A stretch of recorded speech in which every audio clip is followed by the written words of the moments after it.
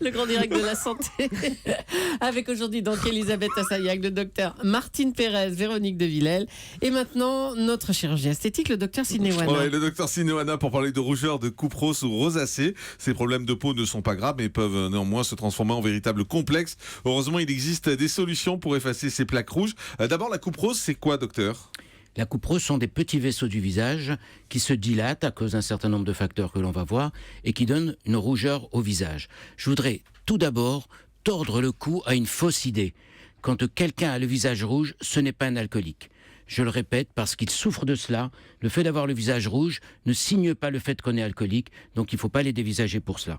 Alors cette coupe rose sont les micro-vaisseaux qui se dilatent et donc on a des rougeurs, des bouffées de chaleur intense et quand ça évolue encore plus, des petits boutons rouges et des points de pus qui apparaissent. Alors la cause est inconnue et pendant longtemps il n'y a pas eu de traitement. Mais rassurez-vous, il y a maintenant des traitements efficaces. Alors d'abord, une personne sur 30 est touchée par la coupe rose en France. Beaucoup. Ça s'appelle aussi érythrocoup rose, ça s'appelle aussi rosacée, différents noms comme cela. Ça s'appelle télangiectasie quand les vaisseaux sont un peu plus gros. Oui, c'est beaucoup et ça leur pourrit la vie. Ça retentit sur leur qualité de vie et surtout quand on pense qu'ils peuvent être alcooliques.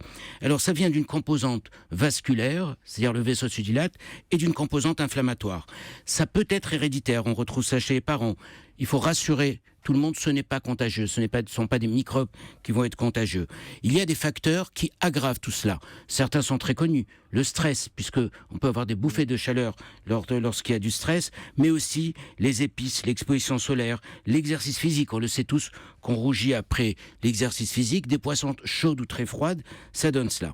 Alors, traitement antibiotique et laser dont on va parler améliorent tout cela. Certaines patientes sont plus susceptibles que d'autres. Ceux qui ont la peau blanche, qui ont une tendance à avoir qui ont les yeux clairs, ont plus de tendance à avoir ce qu'on appelle l'érythème pudique, c'est-à-dire cette façon facile de rougir. Les traitements, ce sont principalement les antibiotiques et surtout le laser qui a tout amélioré. Alors pourquoi les antibiotiques ? Eh bien parce qu'il peut y avoir une surinfection par des petits germes. Les tétracyclines marchent bien là-dessus. Et donc on a des petits points blancs qui sont des petits points d'infection.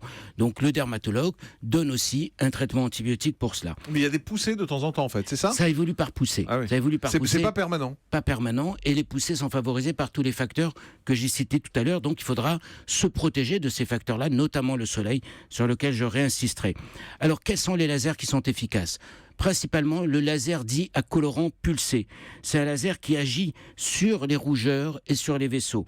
Il va entraîner une rétraction du vaisseau et donc une disparition de ces taches rouges et on voit qu'une fois sur 3 les bouffées de chaleur disparaissent. C'est un peu douloureux mais c'est très supportable.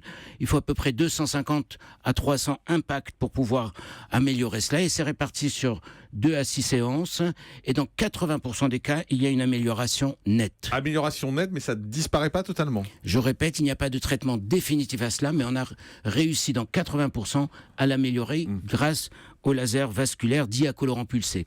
Il existe un autre laser, le laser KTP, qui donne aussi des résultats très bons, mais à condition d'être dans des mains experts. Il ne faut pas être impatient, les résultats n'apparaissent qu'au bout de quelques mois.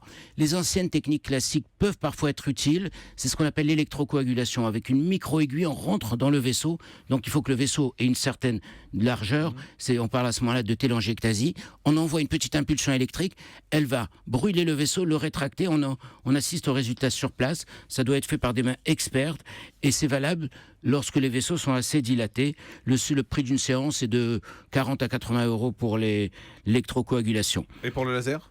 Pour le laser, c'est 100 à 200 € les séances. Alors, il existe aussi la lampe flash. La lampe flash, c'est plutôt quand c'est rosé, pas rouge, et parce qu'on peut traiter des longues surfaces, c'est ce qu'on appelle aussi l'IPL, la lumière intense pulsée.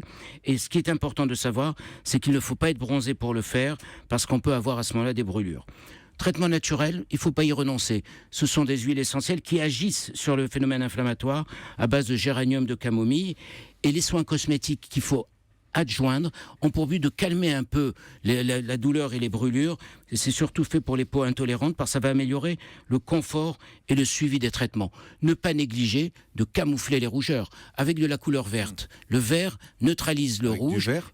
Oui, la couleur on se maquille en vert ? en vert, oui. Ça neutralise le rouge et ensuite on met son fond de teint dessus. Ah, d'accord. Ah oui, bien sûr.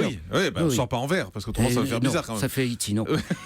Le plus important, je répète encore une fois, Lorsqu'on est rouge, c'est pas qu'on a bu, et se protéger du soleil.